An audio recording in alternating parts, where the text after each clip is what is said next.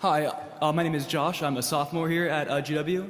I was curious, I know you in the past were the chair of the Children's Health Defense nonprofit organization, a organization that has believed that vaccines are a contributing cause of autism, despite many studies on hundreds of thousands of children showing otherwise, with the exception of studies done by frauds like Andrew Wakefield with a handful of subjects, whereas with studies with hundreds of thousands of subjects, they find no correlation at all to autism. Do you still agree with the claims by Children's Health Defense, or have you distanced themselves now, or do you, being the chair of the Health and Human Services for the U.S., now maybe are more educated on that and do not believe that anymore?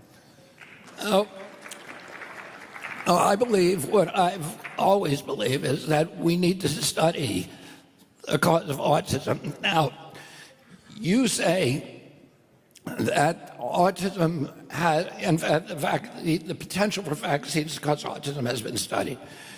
In fact, only one vaccine has ever been studied, the MMR vaccine.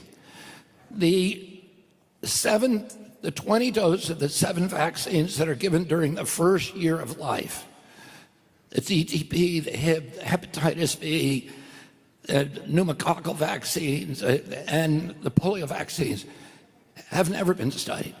And in fact, Congress, when it passed the 1986 Vaccine Act, said you've got to study the DTP vaccine. He directed the HHS secretary to study the DTP vaccine to see whether or not it's caused autism.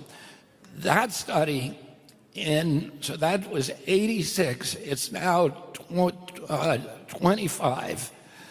So that's 40 years ago?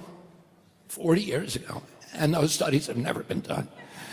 The only studies that were done were MMR studies, and they were all epidemiological studies, which is not, you can't prove causation with an epidemiological study anyway.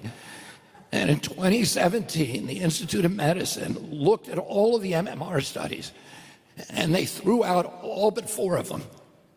So, and the 4 that were left were all epidemiological studies, and none of them did what you would want to do if you actually wanted the answer, which is to compare health outcomes in a vaccinated group against health outcomes in an unvaccinated group.